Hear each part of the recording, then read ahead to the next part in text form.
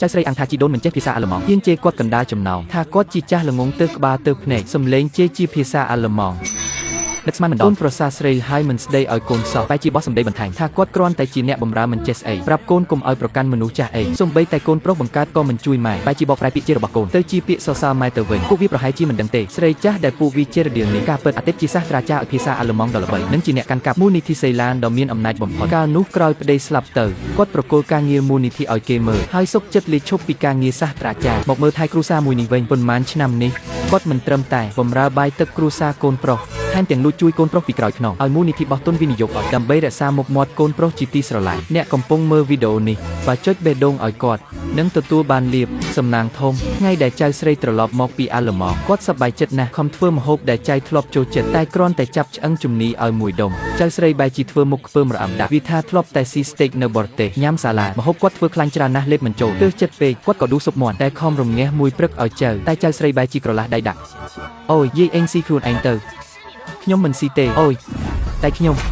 ឃើញម្ដាយក្មេកត្រូវស៊ុបក្តៅរលាកដៃកូនប្រសាស្រីមិនជួយមើលហើយបែរជានិយាយអាល្លឺម៉ង់ប្រាប់កូនឲ្យទ្រាំព្រោះយាយវាជាចាស់កំរិះមិនដឹងអីទេរាល់ដងគាត់ធ្វើជាមិនដឹងមនុស្សព្រោះរាល់ពេលដែលគាត់ធ្វើអីមិនត្រូវចិត្តពួកគេតែងតែជុំក្បាលគ្នានិយាយដាំជាភាសាអាល្លឺម៉ង់តែលើកនេះចៅស្រីហ៊ានជេរគាត់ថាគាត់ជាចាស់ល្ងងស្ដាប់ភាសាមនុស្សមិនបានឯកូនប្រុសចេះភាសាអាល្លឺម៉ង់ដែរមិនព្រមប្រដៅកូនបែរជាជួយការពារគ្នាវាទៅវិញទីបំផុតគាត់ទ្រាំលែងបានក៏ដប់ជាភាសាអាល្លឺម៉ង់ថាស្មានថាអញស្ដាប់មិនបានមែនទេគ្រាន់តែភ្លាមគ្រប់គ្នាកាំងយោបល់នឹកមិនដល់ថាអ្នកបម្រើដាំបាយចេះភាសាអាល្លឺម៉ង់សោះទូប្រុសស្ទាក់ស្ទើរបែកការហើយកូនប្រុសបែរជាបន្ទោសម៉ែថាចេះតែរករឿងថាចៅទើបតែមកពីបរទេសវាចង់បញ្ចេញសមត្ថភាពភាសាបរទេសបង្ហាញម៉ែបន្តិចបន្តួចសោះម៉ែឯងធ្វើបែបហ្នឹងនាំតែឲ្យខ្ញុំបាក់មុខនៅមុខប្រពន្ធកូនទេស្ត្រីចំណាស់ខឹងញ័រខ្លួនគាត់ខកចិត្តខ្លាំងណាស់ត្រូវចៅស្រីជេរថាចាស់ល្ងងកូនប្រុសបែរជាគិតតែពីមុខមាត់មិនខ្វល់ពីគិតយូរម៉ែសោះទើបគាត់សួរកូនប្រុសចំថាមុខមាត់ឯងហ្នឹងសំខាន់ជាងគិតយូរម៉ែឯងទៀតហេកូនប្រសាស្រីស្រែកកាត់ថាគាត់កុំចេះតែបានចិត្តពេកថាគាត់ត្រឹមជាចាស់បម្រើដាំបាយមានកិត្តិយសអីត្រូវការពីបើមិនយល់មុខប្តីនាងទេនាងមិនអោយស្ត្រីចំណាស់នៅផ្ទះនេះយូរហើយកូនប្រុសមកក្បាលយល់ស្របហើយថែមទាំងថាម៉ែឯងគ្រាន់តែជាចាស់គ្មានបានការធ្វើបានត្រឹមបោកខោឲ្យដាំបាយបើគ្មានពួកខ្ញុំតើម៉ែមានបាយស៊ីទេគាត់នឹកមិនដល់មើលថែពួកវាបម្រើពួកវា30ឆ្នាំបានត្រឹមពាក្យថាចាស់ល្ងងនិងអ្នកបម្រើដាច់ខ្លាចដឹងថាពួកវាជាពួកកូនរមើលគុណគាត់លែងទ្រាំហើយក្រឡាប់ទៅចោលតែម្ដងសំឡេងចានបែកចាប់ពីពេលនេះទៅអញឈប់បម្រើពួកឯងហើយគាត់ដោះអៀមដើរចេញបែកខ្នងដើរចេញពីផ្ទះកូនប្រុសស្ទុះទៅខាត់តែប្រពន្ធវាយ៉ាយថាគាត់ចាស់គ្មានលុយគ្មានកាក់ចេញទៅដាច់ពោះមិនខាន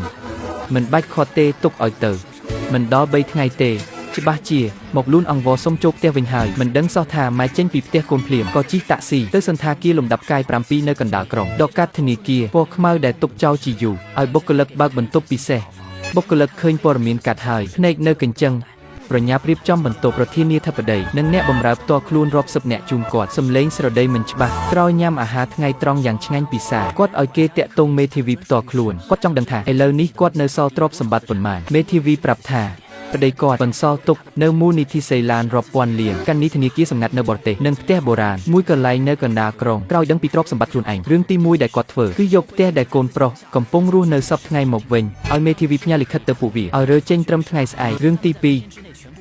គឺបិទកាន់នៃធនាគារដែលឲ្យកូនប្រុសប្រើទាំងអស់ចាប់ពីពេលនេះទៅ1រៀលក៏មិនឲ្យចាយដែររឿងទី3ប្រាប់មូលនិធិសេឡានថាថ្ងៃស្អែកប្រធានធំនឹងទៅចូលរួមប្រជុំដោយផ្ទាល់ឯផ្ទះកូនប្រុសវិញមេឃងឹតហើយជួបគ្នារឿងអ្នកណាត្រូវធ្វើម្ហូបបន្ទោសម៉ែថាចេះតែរករឿងចេញពីផ្ទះអាងខ្លួនចេះធ្វើម្ហូបពួកវាគិតថាគាត់គ្មានលុយជាប់ខ្លួនចាយអស់ច្បាស់ជាត្រឡប់មកអង្វរវិញមិនខានព្រឹកថ្ងៃទី2គាត់ភ្ញាក់លើគ្រែពូកទុនល្មើយក្នុងសន្តាគារអ្នកបម្រើរៀបចំអាហារពេលព្រឹកឲ្យរួចជាស្រេចតែមិនទាន់បានញ៉ាំស្រួលបួលផងមេធាវីមកប្រាប់ដំណឹងថាកូនប្រុសគាត់ក៏ទៅចូលរួមពិធីដែរមេធាវីស្នើថាអញ្ចឹងយកលិខិតបណ្ដេញចេញទៅឲ្យនៅកន្លែងប្រជុំមកទៅមេធាវីប្រាប់ទៀតថាសាលាដែលចៅស្រីរៀននៅអាល្លឺម៉ង់នោះគឺមូលនិធិគាត់ជាអ្នកឧបត្ថម្ភឲ្យរៀនសាលាថ្លៃតែមកវិញជាជីដូនឯងគាត់ឲ្យគេកាត់អាហាររូបកចោលហើយបណ្ដេញចេញពីសាលាភ្លាមឯគ្រូសាកូនប្រុសមិនដឹងខ្លួនថារាសីដាក់នឹងអស់ខ្លួនឆាប់ទេកំពុងតែអួតអាងនៅកន្លែងប្រជុំថាខ្លួនជិតស្និទ្ធនឹងប្រធានមូលនិធិគេឯងចំរំសុំឲ្យជួយណែនាំស្គាល់ប្រធានផងកូនប្រុសមុខក្រាស់ហ៊ានអួតថាទោះមិនដែលជួបមុខគ្នាតែប្រធានវិនិយោគឲ្យខ្លួនរហូតមកនេះព្រោះគេមើលឃើញសមត្ថភាពរបស់ខ្លួនថានឹងមានគម្រោងសហការធំជាមួយមូលនិធិទៀតផងកំពុងតែអួតឡើងកប់ពុកស្រាប់តែមេធាវីរបស់ម៉ែដើរចូលទៅ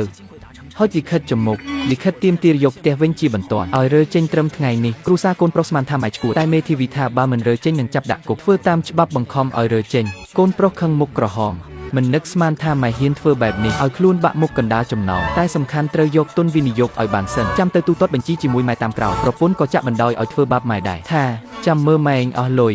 ច្បាស់ជាមកអង្វរមិនខានដល់ម៉ោងហើយប្រធានមូលនិធិសេឡានតាចូលមកអមដោយអង្គរៈពេញសាវសំលេងភ្ញាក់ផ្អើលសំលេងសឹបសៀវសំលេងជំហានដាសំលេងភ្លេងតានតឹងសំលេងកាមេរ៉ាថតគាត់ដើរចូលមកយ៉ាងសង្ហា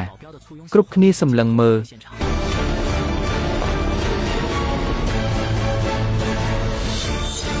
ម៉ែលោកយាយមិននឹកស្មានថាប្រធានមូលនិធិជាស្ត្រីចំណាស់សោះតែមើលរកពីគាត់ចុះសមជាអ្នកមានទ្រព្យពាន់លានមែនហើយទោះគាត់ចាស់មែនតែមើលទៅថ្លៃធ្នូលាក់មិនចិត្តទេថ្លៃធ្នូស្អីគាត់មិនមែនជាប្រធានអីទេគាត់គ្រាន់តែជាចាស់បម្រើដាំបាយនៅផ្ទះខ្ញុំប៉ុណ្ណោះអ្នកបម្រើម៉ែអញចូលមកធ្វើអីចង់ឲ្យខ្ញុំខ្មាស់គេមែនទេទៅលួចខោអាវអ្នកណាពាក់ហ្នឹងកុំហៅខ្ញុំថាម៉ែខ្ញុំគ្មានកូនដូចឯងទេហើយកន្លែងនេះឯងមកបានមិនក៏ខ្ញុំមកមិនបានហើយម៉ែឯងកុំចេះតែហ៊ានពេកម៉ែឯងជួលទូមកសំដែងស្មានថាអាចបន្លំជាប្រធានមូលនិធិបានមែនទេបន្លំមើលឲ្យច្បាស់ថាបន្លំឬមែនទេយាយគ្រាន់តែជីចាស់នៅផ្ទះហ៊ានមកបន្លំជាប្រធានធំផងហេយាយខឹងរឿងខ្ញុំនិយាយមិនសូវមិញមែនទេខ្ញុំសុំទោសហើយតើឈប់ឈួតតែយាយប្រយ័ត្នតែប៉ាម៉ាក់លែងឲ្យលុយចាយទៅគួរឲ្យអស់សំណើចមែនគ្រួសារមួយនេះហាមិនចឹងមិនក៏ប្រធានមូលនិធិសេឡានខ្លាយជាម៉ែលោកនាយកទៅវិញស្ដាប់ខ្ញុំណាអ្នកទាំងអស់គ្នាគាត់មិនមែនប្រធានអីទេគឺជាម៉ែក្មេកចិត្តអាក្រក់របស់ខ្ញុំខាងចៅនិយាយប៉ះពាល់បន្តិចបន្តួចក្រឡាប់ទុបបាយចោលចង់រករឿងចេញពីផ្ទះចេះតែមានហើយចាស់ស្អីពូកែគ្រឿងម្លេះម៉ែអីក៏ចិត្តអាក្រក់ដាក់កូនចាំម្លេះខ្ញុំខំតែគោរពគាត់ថាជាប្រធានធំតាមពិតចាស់ខ្លះក៏មិនគួរគោរពដែរអាយុច្រើនហើយនៅឈួតទៀតបើជាម៉ែខ្ញុំវិញដេញចេញពីផ្ទះយូរហើយពួកខ្ញុំចិញ្ចឹមគាត់ឲ្យបាយទឹកគាត់ស៊ីរាល់ថ្ងៃគាត់មិនដឹងគុណទេបែរជាចង់មកដណ្ដើមផ្ទះសម្បែងចង់មកបំផ្លាញមុខរបបប្តីខ្ញុំទៀតមនុស្សចាស់អាក្រក់បែបនេះមិនសមជាម្ដាយគេទេយាយចាស់នឹងពីស្ពុលមែនបិទឈាមកូនដូចខ្មោចឆៅម៉ែខ្ញុំកាន់ជើងម៉ែឯងពេកហើយសុំទោសប្រពន្ធខ្ញុំភ្លាមបើម៉ែឯងព្រមសុំទោសខ្ញុំនឹងមិនប្រកាសហើយឲ្យម៉ែឯងចូលផ្ទះវិញសម្ដែងចប់នៅខ្ញុំមិនដែលនិយាយថាចង់ចូលផ្ទះវិញទេយាយមិនចូលផ្ទះចង់ទៅនៅណាលុយក៏គ្មានចាយលុយប៉ាខ្ញុំសោះចង់ទៅដេកតាមផ្លូវមែនហេអ្នកដែលត្រូវរយចេញគឺពួកឯងលិខិតមេធាវីបញ្ជាក់ច្បាស់ហើយថាផ្ទះដែលពួកឯងនៅជារបស់ខ្ញុំឈិនឡានបុកក្រាស់ម្លេះយាយគ្រាន់តែជួលមេធាវីមកចង់មកយកផ្ទះពួកខ្ញុំហេមែនហើយយាយផ្ទះនឹងប៉ាម៉ាក់ខ្ញុំទិញតើឲ្យយាយឯងនៅមិនចេះគុណមកដេញម្ចាស់ផ្ទះទៀតហេតុអីមិនបានផ្ទះនឹងឆ្លងរឿងឈ្មោះខ្ញុំតែម្នាក់គត់ស្ដាប់បាននៅមិនអាចទេបងយ៉ែងវាយបងប្រាប់ថាបងជាអ្នកទិញតើគឺមកពីពេលនោះខ្ញុំរវល់ឲ្យម៉ែទៅធ្វើជំនួសមិននឹកស្មានថាគាត់លួចដាក់ឈ្មោះគាត់សោះយាយឯងចង់បានផ្ទះពេកហ៊ានលួចដាក់ឈ្មោះខ្លួនឯងផងពីស្ពុលមែនថាខ្ញុំពីស្ពុលសួរកូនឯងទៅមើលថាអ្នកណាជាអ្នកចេញលុយគឺខ្ញុំចេញលុយនឹងហើយម៉ែឈប់ឈួតបានហើយផ្ទះយើងមានរឿងអីទៅនិយាយនៅផ្ទះបើនៅតែរករឿងទៀតខ្ញុំលែងរាប់ជាម៉ែហើយលោកនាយកស៊ីមែនមានម៉ែចឹងម៉ែស្អីដណ្ដើមផ្ទះកូនខ្លួនឯងមិនដែលជួបទេកុំអាលជេរខ្លាំងពេកប្រយ័ត្នខ្មាស់គេពេលក្រោយចែងវេតិចទៀតបើដឹងថាខ្ញុំជានរណាឯងកុំយំឲ្យសោះណា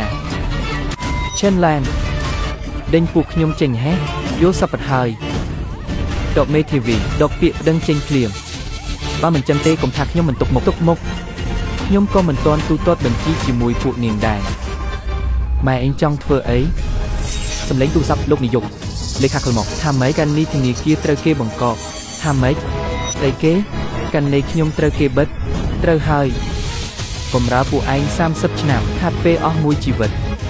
ដល់ពេលដែលត្រូវទារថ្លៃឈ្នួលវិញហើយចិនឡែនម៉ែឯងស្មានខ្លួនឯងជាអ្នកណាម៉ែឯងគ្រាន់តែជាអ្នកបម្រើមានសិទ្ធិអីមកបង្កកាន់នៃខ្ញុំកុំមកចេះតែថាហើយមិនអាចទេកាន់នៃខ្ញុំត្រូវគេបិទមែនទែនហេមិនក៏ចឹងចិនឡែនម៉ែឯងធ្វើស្អីខ្លះហ្នឹងហេស្អីនឹងគ្រាន់តែជាកណ្នីផ្ទាល់ខ្លួននៅមានកាន់នៃក្រុមហ៊ុនទៀតសំឡេងទូរស័ព្ទអាឡូលោកនាយកចប់ហើយកាន់នៃក្រុមហ៊ុនយើងក៏ត្រូវគេបង្កក់ដែរហើយមួយរៀលក៏ដកមិនបានដែរក្រែងថាម៉ែលោកនាយកគ្រាន់តែជាចាស់ដាំបាយនៅផ្ទះហេនេះវាស្អីគាត់បង្កក់បានទាំងអស់ទាំងកាន់នៃផ្ទាល់ខ្លួនទាំងក្រុមហ៊ុនឬមួយគាត់ជាប្រធានមូលនិធិមែនទែនមិនអាចទេម៉ែឯងប្រើល្បិចស្អីគុំសួរច្រើននេះជាតម្លៃតែពួកឯងត្រូវសងយាយឯងគុំកូនចៅម្លេះខ្ញុំសុំទោសហើយតើបើបង្កក់កាន់នៃប៉ាបានអីមកវិញយាយឯងក៏អត់លុយចាយដូចគ្នានឹងប៉ាអត់លុយខ្ញុំក៏គ្មានលុយរៀនដែរចាយលុយប៉ែងឯងស្មានថា30ឆ្នាំនឹងយាយរស់បានដោយសារលុយប៉ែងហេចាយលុយគេហើយមិនដឹងខ្លួនស្ដាប់ឲ្យច្បាស់ណា30ឆ្នាំមកនេះទាំងក្រុមហ៊ុនប៉ែងទាំងការសិក្សាឯងនៅបរទេសគឺលុយយាយទាំងអស់ចប់វគ្គ1